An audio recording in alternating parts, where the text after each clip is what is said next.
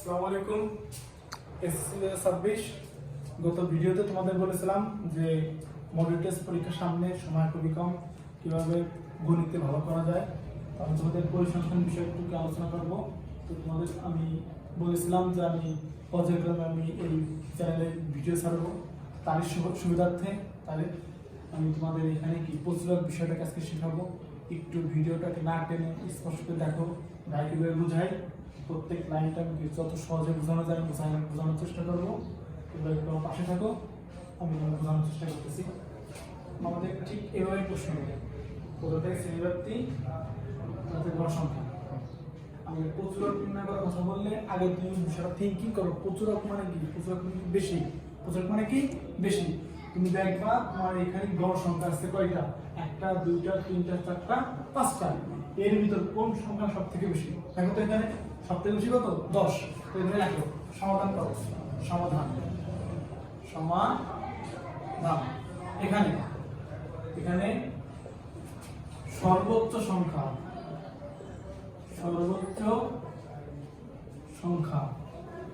সমান কত? 10। কত? 10। যার অবস্থান কত? 10 কোথায় আছে দেখো। 5 আছে 21 থেকে 30 এ, 8 আছে 21 থেকে 40 এ। 10 কোথায় আছে? 10 আছে 41 থেকে 50 এ। অর্থাৎ প্রচুরক সংখ্যা যেখানে থাকবে এবং ওই সংখ্যাটা যে শ্রেণীতে থাকবে ওটা হচ্ছে কি প্রচুরক শ্রেণী। তাহলে প্রচুরক শ্রেণী কত? 41 থেকে 50। যার অবস্থান 41 থেকে 50 শ্রেণীতে। অতএব প্রচুরক শ্রেণী 41 থেকে 50। এগুলো সব বুঝছি। এখন দেখো আমাদের প্রচুরক শ্রেণী নির্ণয়ের পর আমাদের সূত্র অ্যাপ্লাই করতে হয়। আমাদের প্রচুরক সূত্র কি? আমরা জানি প্রচুরক সমান L প্লাস F1 ভাগ F1 প্লাস কি F2 গুণ হচ্ছে H। এখানে অনেকেই তোমরা সাইড নোট দাও না, মনে করো সাইড নোট না দিলে কোনো সমস্যা নাই, কিন্তু না, সাইড নোট দেওয়া ভালো, অবশ্যই তোমরা দিবা যাতে শিক্ষকদের খাতা যা দেখবে তাদের বুঝতে সুবিধা হয়। এখানে L হচ্ছে L মানে কি? লোয়েস্ট। তুমি যে শ্রেণীটা পাইলা প্রচুরক শ্রেণী, তুমি যে মানটা কম, এরপরে নিম্ন সীমাকে বলে কি উচ্চ সীমা। এটা নিম্ন সীমা 41, তাহলে এর মান কত? এর সমান 41। এখানে আমরা কনস্ট্যান্ট করে দেখো তো, একটা, দুইটা, তিনটা, চারটা। তুমি চারটা কনস্ট্যান্টের মান বের করতে পারো, তাহলে এখানে কি সূত্র অ্যাপ্লাই করে দিলে তুমি একটা সলিউশন হয়ে গেল। তো প্রথমে এর মান কত? 41। F1 কত? F1 হচ্ছে কি এই যে প্রচুরক যে শ্রেণীটা পাচ্ছ তার সাথে তার পূর্বে যে শ্রেণীর গড় সংখ্যা ছিল বিয়োগফল, অর্থাৎ 10 বিয়োগ হচ্ছে কত? 8 সমান 2। কিভাবে বের করলাম? প্রচুরক শ্রেণীর গড় সংখ্যা বিয়োগ তার পূর্বে গড় সংখ্যা। 10 বিয়োগ 8 অর্থাৎ কত? 2। আবার F2 সেম ভাবেই বিপরীত, প্রচুরক শ্রেণীর গড় সংখ্যা বিয়োগ তার পরবর্তী গড় সংখ্যা কত? 7 মানে কত? 3। আর এইচ এর মানটা কি হচ্ছে?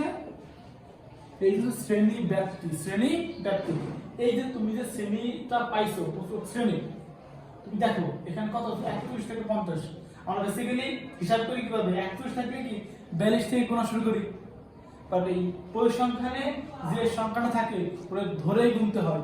গুনো 41, 42, 43, 44, 45, 46, 47, 48, 49, 50 কত হলো? 10। শ্রেণীব্যাপ্তি কত? 10।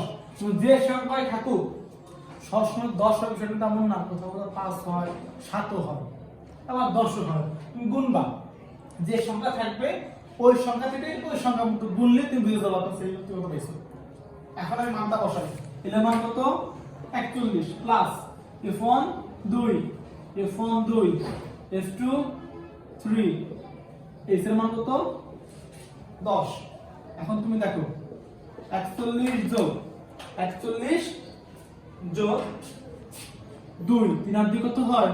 5 গুণ কত? 10। 41 যোগ এন্ড 10 রে তুমি 2 দিয়ে গুণ করো, 10 গুণ 2, অথবা সহজ করে দেই আমি একটু, দেখো ভগ্নাংশ যদি গুণ আকারে থাকে তাহলে নিচেরটা নাম হচ্ছে কি হর, উপরেরটা নাম হচ্ছে কি লব। ভগ্নাংশ যদি গুণ আকারে থাকে তাহলে কি হর হর গুণ হয়, লব লব গুণ হয়। অর্থাৎ কি 5 কে 5 নিচে নিচে গুণ উপর উপরে গুণ, সহজ হিসাব।